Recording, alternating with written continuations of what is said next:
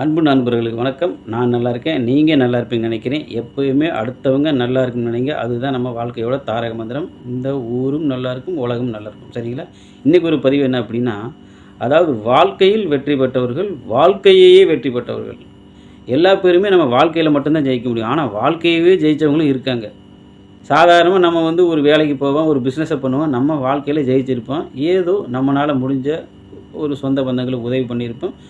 அது நம்ம வாழ்க்கையில் நம்ம ஜெயிச்சது. நம்ம வாழ்க்கையில் ஜெயிச்சா அப்படி நம்ம நினச்சிக்கிட்டு இருப்போம். ஆனால் நமக்கு மேலே என்னென்னமோ இருக்குது. ஆனால் அந்த வாழ்க்கையே ஜெயித்தவங்க பண்ணின சாதனையெல்லாம் பார்த்தோம்னா அதுதான் என்றைக்குமே உலகம் மறக்கவே மறக்காது. அந்த மாதிரி சில பேர்த்த நான் சொல்கிறேன் பாருங்கள். அதாவது அண்ணல் காந்தி வாழ்க்கையவே ஜெயித்தவர். நம்ம நாடு சுதந்திரம் அடையணுங்கிறதுக்காக தான் வாழ்க்கையை அர்ப்பணித்தார். அடுத்து அண்ணல் அம்பேத்கர், அவர் பாருங்கள், அவர் படாத கஷ்டமெல்லாம் கிடையாது. அம்பேத்கர் பட்ட கஷ்டமெல்லாம் யாருமே பட்டது கிடையாது. அதே மாதிரி தந்தை பெரியார் எவ்வளோ பெரிய கோடீஸ்வர குடும்பத்தில் பிறந்து இந்த சமுதாயத்துக்கு நம்மளால் ஏதாவது செய்யணுங்கிறதுக்காக இறக்கும் தருவாயிலும் மூத்திரச்சட்டியை கையில் தூக்கிட்டு வந்து இந்த சமுதாயத்துக்கு விழிப்புணர்வு கொடுத்தாரு. அதனால் இன்றைக்கு வரைக்கும் பெரியாரை தந்தை பெரியார்னு போட்டிகிட்ருக்குறோம். அதே மாதிரி அதுக்கு அடுத்து புரட்சித் தலைவர் எம்ஜிஆர். இன்றைக்கி எம்ஜிஆர் அப்படின்னாலே எல்லா பேர்த்துக்கும் என்ன தெரியும்னா, பொன்மன செல்வன், புரட்சி தலைவர், அதாவது வாரி வழங்கிய வள்ளல் அப்படின்னு சொல்லலாம். அந்த அளவுக்கு வாரி வாரி வாரி வாரி வழங்கினார். தான் சம்பாதிச்ச பணத்தை அவர் கொடுத்த மாதிரி யாருமே கொடுத்துக்க முடியாது. அதுக்கு அடுத்தது அண்ணன் விஜயகாந்த். அண்ணன் விஜயகாந்த மாதிரி என்ன சொல்கிறது, அதாவது அவருக்கு நடிக்கவே தெரியாது.